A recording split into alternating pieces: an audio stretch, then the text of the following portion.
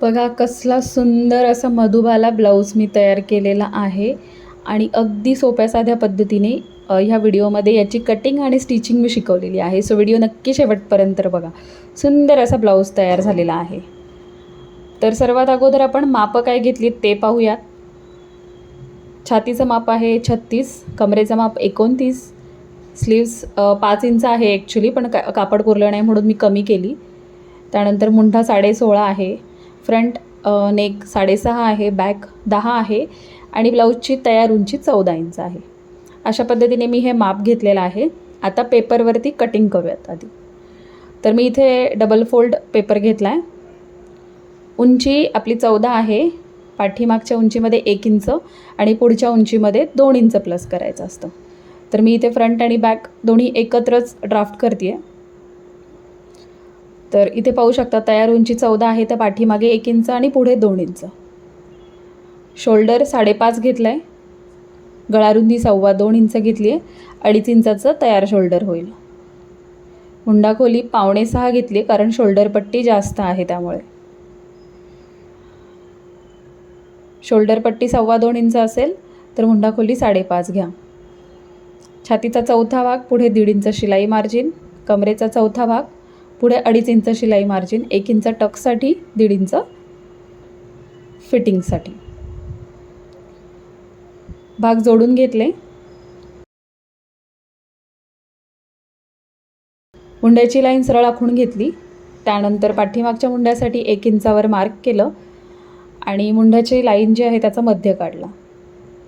आणि या इथे आर्महोल कर्वने शेप द्यायचा, जेणेकरून शेप चांगल्या पद्धतीने येतो. कारण जर शेप चुकला तर ब्लाऊजच्या मुंड्यामध्ये फुगा येतो.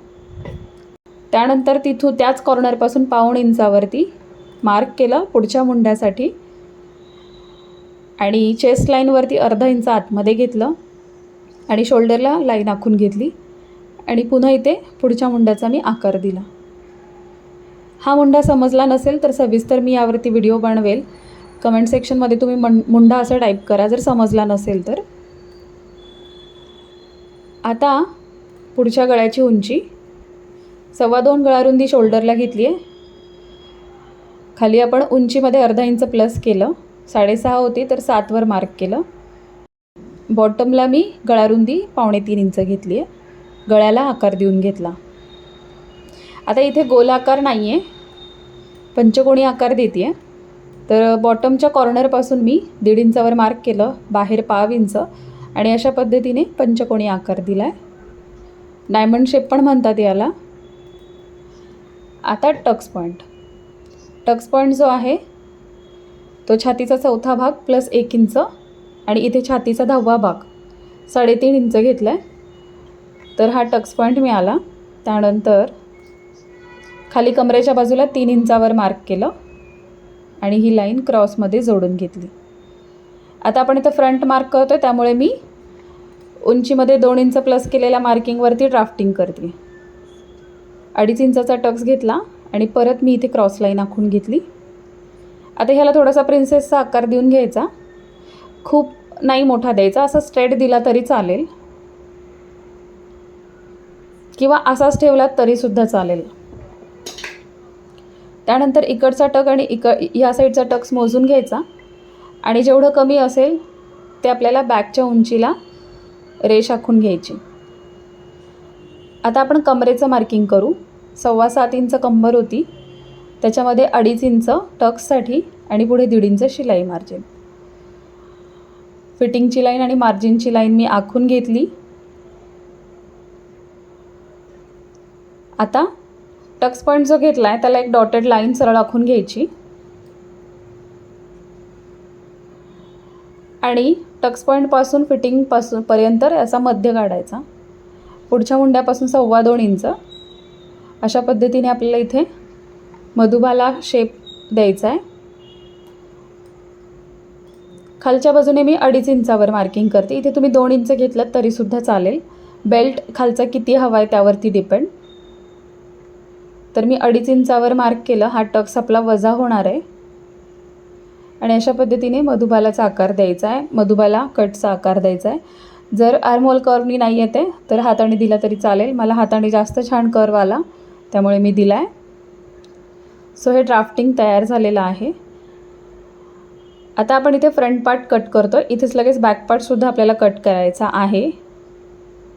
लक्षपूर्वक बघा. इथे आपण पुढचा जो मुंड्याचा आकार आहे तो कट करतो आहे, कारण फ्रंट मुंडा आपण कट करतो आहे. इथे 5 इंच थोडंसं खाली जायचं असतं जेणेकरून मुंड्यामध्ये ब्लाऊज टाईट होत नाही. हा झाला फ्रंट पार्ट. आता बॅक पार्टसाठी पाठीमागचा जो आकार आहे तो मी कट करून घेते, म्हणजे तो आपल्याला शेप व्यवस्थित देता येईल. पेनाने शेप आखून घेतला. उंचीमध्ये 1 इंच प्लस 15 वरती मार्क केलं. कमरेचा चौथा प्लस 2.5 इंचावर मार्क केलं. आणि हा झाला आहे पाठीमागचा भाग. आता हा सुद्धा कट करते. तुम्हाला ह्या व्हिडिओचा स्पीड कमी करून बघायचं असेल तर सेटिंगमध्ये जाऊन तुम्ही स्पीड कमीसुद्धा करू शकता, जेणेकरून अजून चांगल्या पद्धतीने तुम्हाला हा व्हिडिओ पाहता येईल आणि समजून घेता येईल. हा झाला आहे पाठीमागचा भाग. बघा, साईडचे फिटिंगचे पार्ट एकदम सरळ आहे, फक्त फ्रंट साईड 1 इंचाने मोठी आहे, जेणेकरून ब्लाऊज पफमध्ये छान बसतो. आता हुक आयपट्टीच्या बाजूने मी अर्धा इंच थोडंसं कट केलं, जेणेकरून आपली हुक आयपट्टी छोटी होईल. तर आता इथे 2.5 इंचाऐवजी 2च इंच झालं. मग पुन्हा मी इथे बदलून घेतलं. हा आकार नाही दिला तरी चालेल, सरळ 2.5 इंच ठेवला तरी चालेल तिथे. आता आपल्याला हे कट करून घ्यायचं आहे शेप. तर हा बरोबर आपल्याला अशाच पद्धतीने कट करायचा आहे.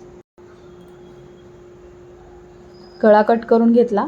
आता इथे टक्स जो आहे तो आपल्याला इथे वजा करायचा आहे. तर मी ह्या बाजूने कट केला आणि तो त्यावरती मी आता स्टिक करून घेणार आहे.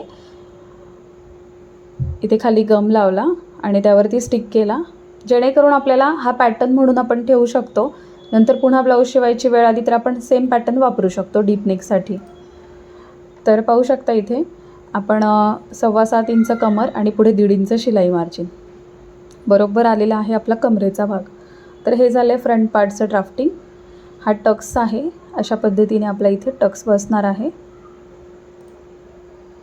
आणि आता शिलाई मार्जिन आपल्याला वाढवायचं आहे कुठे, तर हा जो मधुबालाचा आकार आहे याला शिलाई मार्जिन वाढवायचं आहे. जिथे मी नॉच मार्किंग करते आहे, शिवाय यामध्ये आपण फ्रंट हुक ठेवणार आहोत, त्यामुळे इथे सुद्धा मार्किंग आपल्याला शिलाई मार्जिन ठेवायचं आहे, ज्या साईडनं आपण कटिंग केलं आहे.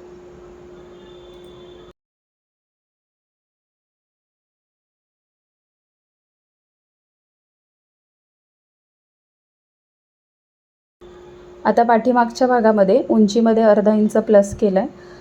वरती 2.25 इंच गळारुंदी घेतली आहे, पण मी बॉटमला 3 इंच गळारुंदी घेतली आहे. तरीसुद्धा ब्लाऊजच्या शोल्डर उतरत नाही. शेवटी मी तुम्हाला ब्लाऊज घालून दाखवलेला आहे. आता ह्याला गोल गळ्याचा आकार द्यायचा. इथे शेप तुम्ही बदलू शकता.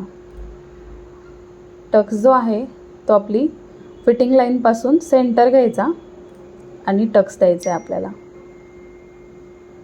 सो असं झालेलं आहे प्रॉपर फिटिंग. आता इथे जर तुम्हाला ब्लाऊजचे शोल्डर उतरण्याचा प्रॉब्लेम असेल तर शोल्डर ड्रॉप करायचं आणि फिटिंगच्या लाईनवरती, म्हणजे आपल्याला फिटिंगच्या बाजूला घोळ यायला नको जास्त, म्हणून खालच्या बाजूने बघा मी इथे अर्धा इंच वजा करते आहे. कारण ब्लाऊजची उंची जर जास्त असेल तर आपल्याला ह्या फिटिंगच्या भागामध्ये घोळ येतो खूप आणि तो चांगला दिसत नाही. तर तो सुद्धा मी बॅक साईडचा पार्ट कट केला आणि त्याच पद्धतीने मी फ्रंट साईडचा सुद्धा पार्ट कट करून घेतला, जेणेकरून ब्लाऊज फिटिंगला छान बसतो आणि साईडच्या भागामध्ये जास्त घोळ येत नाही. शोल्डरला मी इथे उतार देते आहे. टोटल अर्धा इंच उतार द्यायचा, म्हणजे गळारुंदीच्या पुढे 1.25 इंच होतो. अशा पद्धतीने मी शोल्डरला उतार दिला आहे. आता बाहीचं ड्राफ्टिंग करूया.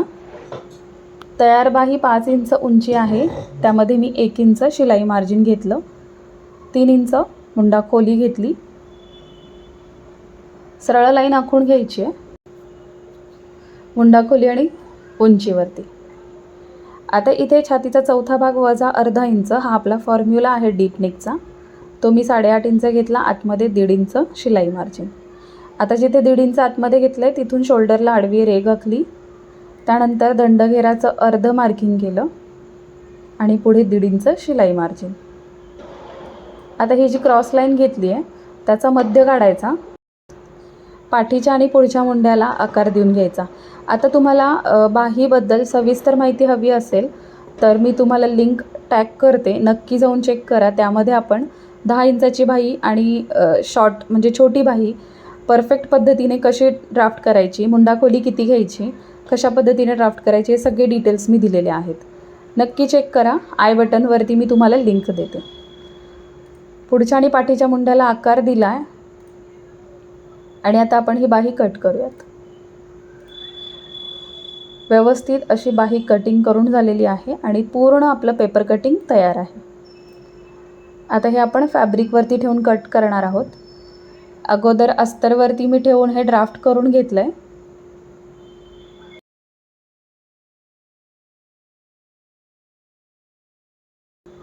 शिलाई मार्जिन फक्त कुठे कुठे वाढवायचं आहे ते मी इथे बघा मार्किंग करून घेतलेलं आहे. इथे शिलाई मार्जिन वाढवलं आहे आणि इथे हुकाय पट्टीसाठी शिलाई मार्जिन वाढवलं आहे आणि ह्याच्या पूर्ण बाजूला अर्धा इंच शिलाई मार्जिन वाढवलं आहे.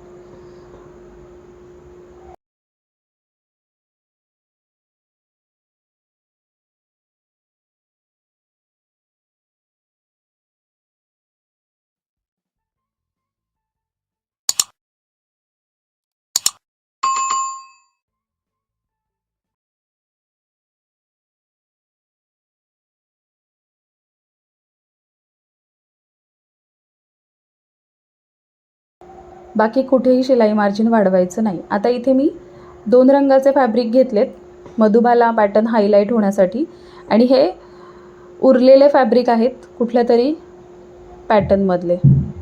सो मी हा जो पार्ट आहे यामध्ये मी बॅक पार्ट आणि स्लीव्ज आणि मधुबालाचा जो मधला कटोरीचा भाग आहे तो ह्यावरती कटिंग केलेला आहे आणि जो याचा साईड भाग आहे म्हणजे योकचा पार्ट तो मी इथे ह्या रेड कलरच्या फॅब्रिकवरती कट केला. आउटपुट खूप सुंदर दिसतं, आपल्याला वाटणारसुद्धा नाही 2 वेगवेगळ्या फॅब्रिकमध्ये आपण हे ब्लाऊज बनवलं आहे. अशा पद्धतीने याचं कटिंग झालेलं आहे. आता आपण स्टिचिंगला घेऊया. इथे मी बाही स्टिच करून घेते आहे. बाही रेग्युलर आपण अस्तरची बाही जशी जोडतो त्याच पद्धतीने बाही जोडून घ्यायची. आता मी इथे घेतला आहे कटोरीचा भाग. कटोरीच्या भागाला काय करायचं, ज्याचे त्याचे व्यवस्थित अस्तर आणि मेन फॅब्रिक घेतलेले आहेत मी. आता गळ्याचा जो आपला तिरका भाग आहे त्याला फिनिशिंग देऊन घ्यायचं आहे. त्यासाठी मेन फॅब्रिक जे आहे ते सरळ भागावरती अस्तर ठेवायचं. मी इथे टक्स मार्क करून घेतले अगोदर आणि जो गळ्याचा आपला पंचकोणी भागाचा जो आपला व्ही पार्ट आहे तिथे मी आधी शिलाई देऊन घेतली आणि आता हे आतमध्ये पलटी करून घ्यायचं आणि मग टक्स टाकायचा. बघा गळ्याला फिनिशिंग देऊन घेतलं. आता साईडचे पार्ट जोडून घेतले. अस्तरचं एक्स्ट्रा जे फॅब्रिक होतं मेन ते मी अस्तरच्या बरोबरीनं कट केलं.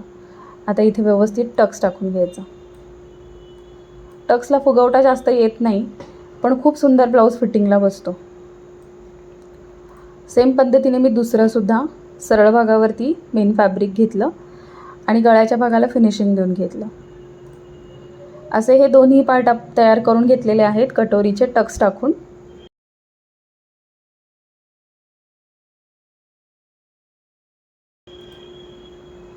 आता मी बॅक पार्ट तयार करते. जसा गळा आखला तसाच 2.25 इंच गळा रुंदी, उंची 10.5, चौकोन तयार केला, गोलाकार दिला. अस्तरवरती कट केला मी. मेन फॅब्रिक सरळ ठेवलं म्हणजे सरळ भाग वरती, त्यावरती अस्तर ठेवलं आहे. गळ्याला फिनिशिंग देऊन हा भाग पलटी करून घ्यायचा. गळ्याला इथे तुम्ही कॅनव्हाससुद्धा लावू शकता. त्यानंतर परत मी हे जसं आहे तसंच केलं. बॉटमला फिनिशिंग देऊन घेतली म्हणजे अर्धा इंच शिलाई मार्जिन आणि मधून हा भाग पलटी करून घेतला. आता ह्यावरती दाबटीप द्यायची आहे खालच्या बाजूला आणि लगेचच गळ्याच्या बाजूलासुद्धा दाबटीप देऊन घ्यायची. साईडचे भाग जोडून घ्यायचे आणि एक्स्ट्रा पार्ट कट करायचा. आता इथे मी घेतला हा फ्रंटचा साईड पार्ट. आता हा सरळवरतीच अस्तर ठेवायचं आणि जे काही आपण शिलाई मार्जिन वाढवलेलं आहे ना ते बरोबर अर्धा इंच त्यामध्ये गेलं पाहिजे. क्रॉस चेक एकदा करायचं की शोल्डर पट्टी करेक्ट येते, जेवढं शिलाई मार्जिन गेलं पाहिजे. बघा मी नॉचेस दिले व्यवस्थित स्टिच टाकल्यानंतर आणि ह्याला एक दाबटीप दिली. मग हे पलटी केलं आणि साईडचा भाग जोडून घेणार आहे. पुन्हा ह्यावरती अजून एक दाबटीप देऊन घेतली. पूर्ण हे पार्ट तयार करून घ्यायचा. साईडचा भाग जोडून एक्स्ट्रा पार्ट कट करून घ्यायचा. असा हा एक झाला आहे. त्याच पद्धतीने मी हा दुसरा पार्ट तयार करून घेते.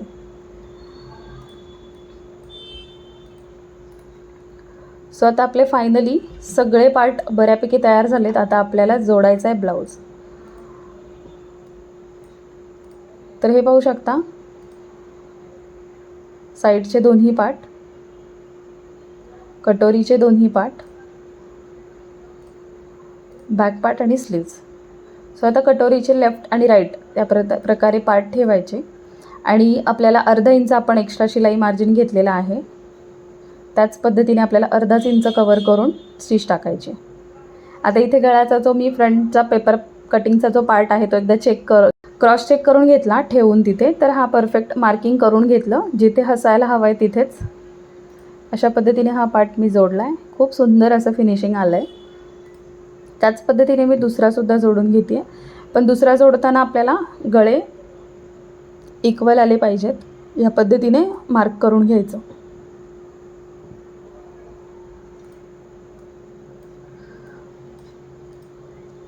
सो आता ह्याला हुक आय पट्टी तयार करून घ्यायची. आपण नेहमी जोडतो त्याच पद्धतीने कटोरी 4 टक्स ब्लाऊजला हुक आय पट्टी तयार करून घेतली. त्यानंतर आपण बॅकला ऑलरेडी फिनिशिंग देऊन घेतलं आहे. त्यामुळे इथेसुद्धा बॉटमला आपल्याला पट्टी जोडून घ्यायची, कमरपट्टी. तर अशा पद्धतीने हा एक पार्ट तयार झालेला आहे. अशाच पद्धतीने आपला दुसराही पार्ट तयार झाला आहे.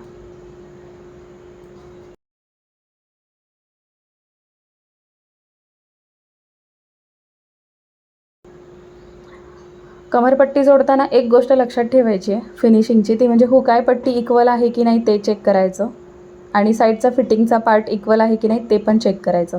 नाहीतर खालीवर झालं तर टोटली तुमचं फिनिशिंग पूर्ण बिघडणार आहे. सो हे दोन्ही पार्ट अशा पद्धतीने मस्त असे तयार झालेले आहेत. आता आपण शोल्डर जोडून घेणार आहोत. त्या अगोदर मी बॅक साईडला टक्स टाकून घेते. टक्सची उंची तयार 4.5 आणि रुंदी अर्धा इंच असं टोटल आपल्याला 1 इंचाचा टक्स टाकायचा आहे. टक्स टाकून घेतले. आता इथे मी शोल्डर थोडेसे वेगळ्या पद्धतीने जोडलेत. म्हणजे बघा सरळ भाग वरती ठेवलेत दोघांचे. 1/2 इंचावर एक टीप टाकली. दोन्ही पार्टला तसंच केलं आणि मग पलटी करून आतमधल्या बाजूला एक टीप टाकली. तर इथे थोडंसं अशा पद्धतीने सुद्धा तुम्ही फिनिशिंग देऊ शकता. इन केस ब्लाऊजला काही प्रॉब्लेम आला शोल्डर वगैरे उतरण्याचा तर तो तुम्ही रिपेअर करू शकता. त्या हिशोबाने मी तुम्हाला ही टेक्निक सांगितली. शोल्डर जोडून झालेले आहेत. आता आपण बाही जोडूयात. आता इथे एक गोष्ट करायची ती म्हणजे इथे शोल्डरला टोक यायला नको म्हणून हा पार्ट सरळ करून घ्यायचा, जेणेकरून शोल्डरला इथे टोक येत नाही. बाही जोडल्यावर बाही बसतीये का व्यवस्थित चेक करून घ्यायचं. परफेक्ट बसतीये. आता खोलगटा भाग पुढच्या बाजूला घेऊन आपल्याला व्यवस्थित बाही जोडून घ्यायची. बाहीला नेहमी डबल टिप टाकायची. बाही जोडून झाल्यावर मी लगेचच फिटिंग करते. आता डिरेक्टली मी उलट्या बाजूनं फिटिंग करते, त्याला सरळला फिनिशिंग नाही देते. सो मी दोन्ही पार्ट उलट्या बाजूने आतल्या बाजूने घेतलेत. कडेला एक टिप टाकली आणि आता कमरेचा चौथा, छातीचा चौथा आणि दंडघेराचं अर्ध असं मी मार्क केलं आणि एक टिप टाकून घेतली. व्यवस्थित असं एकदम सरळ टिप आलेली तुम्ही पाहू शकता. 1.5 इंचावरती हे आपलं फिटिंग आलेलं आहे बरोबर आणि टिप पण एकदम सरळ आलेली आहे. आता दुसऱ्या बाजूला मी बाही जोडून घेते. सेम असंच शोल्डरच्या इथे कट करून घ्यायचं, थोडासा पार्ट जो सरळ करून घ्यायचा. दुसऱ्याही भागाला मी बाही जोडून घेतली आहे आणि ह्या बाजूला सुद्धा मी उलट्या बाजूने फिटिंग करून घेणार आहे. तर पाहू शकता इथे कमरेचा चौथा, छातीचा चौथा आणि दंडघेराचा अर्ध, अशा पद्धतीने बघा खूप सुंदर असं फिनिशिंग आलेलं आहे या ब्लाऊजला. मी इथे टाचणी लावते. सो असा 36 मापाचा डीप नेक सुंदर असा ब्लाऊज तयार झालेला आहे. आणि शेवटी मी हा घालूनसुद्धा दाखवलेला आहे ब्लाऊज, की कशा पद्धतीने ब्लाऊज, कुठेही ब्लाऊजला घोळ नाही आहे. ब्लाऊज खूप सुंदर पफमध्ये सुद्धा खूप सुंदर आला आहे, फिनिशिंगसुद्धा छान आलं आहे. तुम्हाला हवं तर तुम्ही ह्या मधुबाला पॅटर्नला इथे लेससुद्धा लावू शकता, बॅकहुकसुद्धा बनवू शकता. फक्त बॅकहुक बनवायचं असेल तर आपण जसं फ्रंटला ओपनिंग ठेवलं त्याऐवजी तुम्ही बॅकला ठेवू शकता. फ्रंटचा जो भाग आहे तो बंद ठेवू शकता. तर लवकरच मी बॅकहुकचं सुद्धा ब्लाऊज तुमच्याशी मी शेअर करेलच. अशा पद्धतीने हा ब्लाऊज तयार झाला आहे. सर तुम्हाला याचं फायनल लुक दाखवते. बॅक साईडलाही कुठेही मुंड्यामध्ये झोळ नाही आहे, काही नाही आहे. त्यानंतर फ्रंटचा पार्टसुद्धा फिटिंगला खूप सुंदर बसला आहे. साईड फिटिंगचा पार्ट कुठेही कमी झालेला नाही आहे. आर्महोलमध्ये कुठेही चुण्या नाही आहे. चेस्टमध्ये सुद्धा परफेक्ट बसला आहे. आणि मेन म्हणजे मधुबाला हा जो कट आहे किंवा हा जो पॅटर्न आहे तो खूप सुंदर बॉडीमध्ये फिटिंगला बसलेला आहे. सो कसा वाटला व्हिडिओ मला नक्की कमेंट करून सांगा. व्हिडिओ आवडला असेल तर लाईक करा, शेअर करा, चॅनलवर नवीन असाल तर सबस्क्राईब करा. आणि आता इथून पुढे मी अशाच वेगवेगळ्या प्रकारच्या ट्रेंडिंग ब्लाऊजची सिरीज सुरू केलेली आहे. सो आपल्या चॅनलला नक्की सबस्क्राईब करा. आणि नेक्स्ट ब्लाऊज तुम्हाला कुठला हवा आहे ते सुद्धा मला कमेंट सेक्शनमध्ये सांगा. चला मग भेटूया नवीन अशा छानशा व्हिडिओसोबत. Bye everyone.